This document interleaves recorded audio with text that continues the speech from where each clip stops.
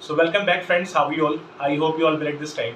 Guys, आज का video होने वाला है एक बहुत ही इंटरेस्टिंग फंड के ऊपर, और ये फंड एज अ एनएफओ के तौर पे मार्केट में इस समय आया हुआ है, जिसमें अगर हम डिमांड एंड पोटेंशियल्स की बात करें तो आज के डेट में पोटेंशियल्स में काफ़ी अच्छा खासा होने वाला है हर उस आदमी के लिए जो थोड़ा सा लॉन्ग टर्म के हिसाब से इन्वेस्टमेंट करने का प्लान कर रहे हैं and they want to generate the higher return.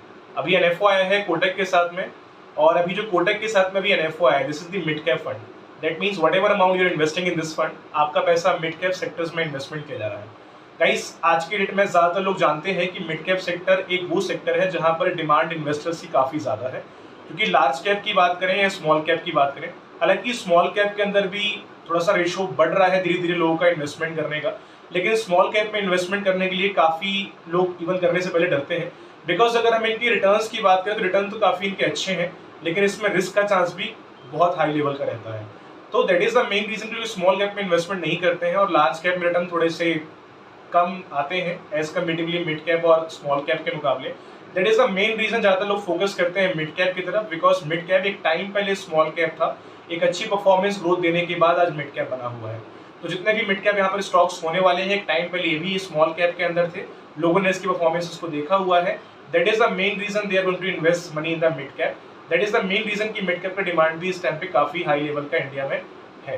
दूसरी चीज, अगर हम इस फंड की बात करें तो इस फंड में इन्वेस्टमेंट किस टाइप से किया जा रहा है, हम पूरा डिस्कशन आज के इस वीडियो में करने वाले हैं। तो अगर आप भी प्लानिंग कर रहे हैं इसमें इन्वेस्टमेंट करने का, तो please try to give your 5 minutes time more to this video, ताकि इसका इन्फॉर्मेशन प्रॉपर तरीके से आपको मिल सके, ताकि जब भी आप इन्वेस्टमेंट करने जाएं तो उसके पहले आपके मन में कोई डाउट, कोई क्वेरी इस फंड के रिगार्डिंग ना हो। चैनल पर अगर नए हैं तो please try to subscribe this channel. सबसे पहले अगर हम फंड की बात करें, that is Kotak Nifty mid cap 50 index fund. सबसे पहले हम इसमें 3 पॉइंट्स में डिस्कशन करने वाले हैं। पहला होगा introduction, second key feature and benefit, and third रहेगा we should apply this NFO as of now और नॉट। शुरुआत करते हैं इंट्रोडक्शन से। फंड का नाम है Kotak Nifty mid cap 50 index fund. ये एक इंडेक्स फंड है, मतलब जो पैसा आप यहाँ पर इन्वेस्ट कर रहे हैं, आपका पैसा यहाँ पर पैसिवली मैनेज होगा।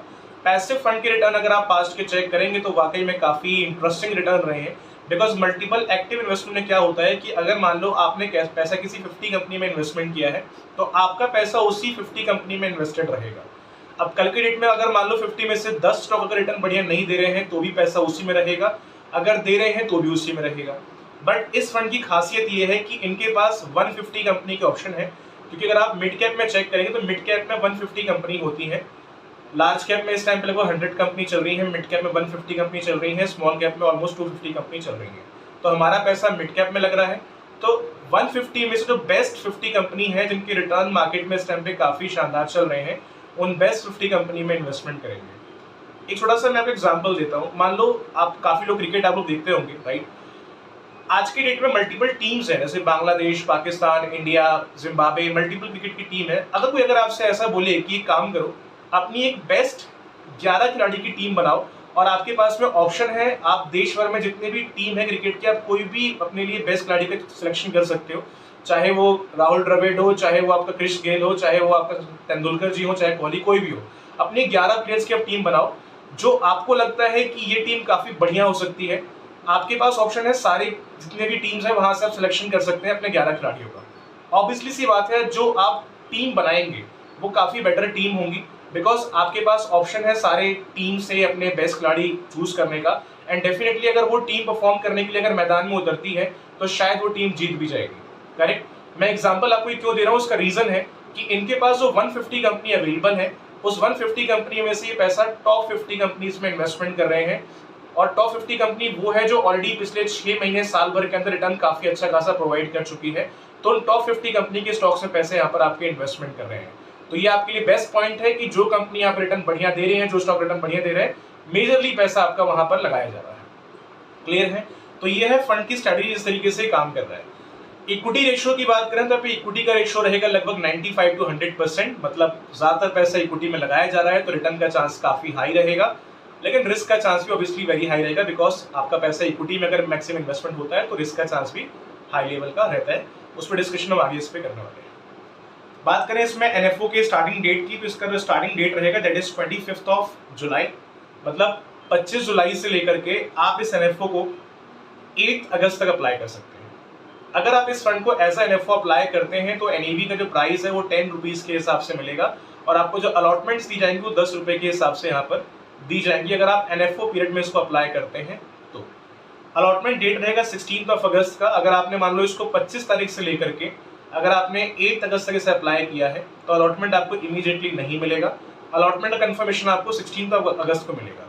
अलॉटमेंट अगर आपको इसका मिल गया तो 10 रुपीज के हिसाब से आपको अलॉटमेंट यहाँ पर दे दी जाएंगी इसकी, ठीक है। अब चलते हैं की फीचर एंड बेनिफिट की तरफ। एक्सपेंस रेशियो की बात करें तो इसका एक्सपेंस रेशियो का फिलहाल कंपनी डिक्लेरेशन अभी कोई दिया नहीं है इसमें कितना एक्सपेंस रेशियो होने वाला है, बिकॉज मल्टीपल जब म्यूचुअल फंड आते हैं कंपनी उसका डिक्लेरेशन पहले नहीं देती है ज्यादातर NFOs के अंदर कि कितना एक्सपेंस रेशियो रहेगा, तो उसका जो कंफर्मेशन है आपका अलॉटमेंट के बाद ही मालूम पड़ेगा। सेकंड चीज, NAV का प्राइस हम डिस्कस कर चुके हैं, 10 रुपीज का NAV है, मतलब जो अलॉटमेंट आपको मिलेगी NFO पीरियड के अंदर वो 10 रुपीज के हिसाब से दी जाएंगी। मिनिमम जो इन्वेस्टमेंट यहाँ पे रहेगा दैट इज ओनली 100 रुपीज, क्योंकि आज के डेट में लोग इन्वेस्टमेंट करने के पहले एक और क्वेश्चन करते हैं, खासकर नए लोग, कि इसमें कम से कम इन्वेस्टमेंट कितना होने वाला है, क्योंकि स्टार्टिंग में कोई भी आदमी मार्केट में पहली बार एंटर करना चाह रहा है तो ऑब्वियसली वो बहुत छोटे अमाउंट से रिस्क लेना शुरू करता है, राइट। तो यहाँ पे इन्वेस्टमेंट काफी छोटा अमाउंट है, आप चाहे तो इसको मिनिमम 100 रुपए डाल करके भी शुरू कर सकते हैं। बाकी जैसा आपका बजट है, जितना आपका रिस्क टेकिंग कैपेसिटी है, उस हिसाब से अपना इन्वेस्टमेंट करिएगा। बाकी इसमें मिनिमम रहेगा 100 रुपीज। अगर आपको SIP के फॉर्म में करना है तो भी 100 रुपीज ही है। अगर आपको लमसम के फॉर्म में अगर इन्वेस्टमेंट करना है तो भी इसमें 100 रुपीज का ही इन्वेस्टमेंट मिनिमम रहेगा। क्लियर है? ओके, एग्जिट लोड यहाँ पे कितना रहने वाला है, बिकॉज मल्टीपल लोग, जो मैंने रेशियो देखा है आज के डेट में 70-80% लोग आज के डेट में ऐसे हैं जो कि इन्वेस्टमेंट करने के बाद पहले लॉन्ग टर्म का थिंकिंग लेके चलते हैं लेकिन बीच में अपनी इन्वेस्टमेंट्स को ब्रेक कर देते हैं, बिकॉज पेशेंस आज के मार्केट में काफी लोग के पास कम है और मार्केट में पेशेंस की जरूरत है। अगर पेशेंस है तो ही आप रिटर्न बना पाएंगे। That is the main reason कि मार्केट में रिटर्न बहुत कम लोग अच्छा बना पाते हैं, क्योंकि जो जिनके पेशेंस है वही बना पाते हैं, क्योंकि मार्केट में लॉन्ग टर्म टिकना पड़ता है, क्योंकि यहाँ पर रिस्क भी है, तो थोड़ा सा आपको टाइम तो यहाँ पर देना पड़ेगा। तो आइए एग्जिट लोड की बात करते हैं। अगर आपको बीच में अगर अपना पैसा विड्रॉ करना है तो इस फंड में से अपना पैसा आप कभी विड्रॉ कर सकते हैं। This is the open ended scheme, अगर आपको पैसा निकालना है जब तब निकाल सकते हैं। और इसमें एग्जिट लोड रहेगा 0, मतलब आपको इसमें किसी प्रकार का एग्जिट लोड देने की आवश्यकता नहीं है। तो एक इसका प्लस पॉइंट है इस फंड का, क्योंकि मल्टीपल फंड्स में एग्जिट लोड होता है 1% या और भी कुछ परसेंटेज होते हैं, डिपेंड्स, किसी में 3 महीने का होता है कैटेगरी, किसी में 1 साल का, बट यहाँ पे ऐसा कुछ भी नहीं है। आप कभी भी पैसा निकालो, यहाँ पर एग्जिट लोड रहेगा 0, ठीक है।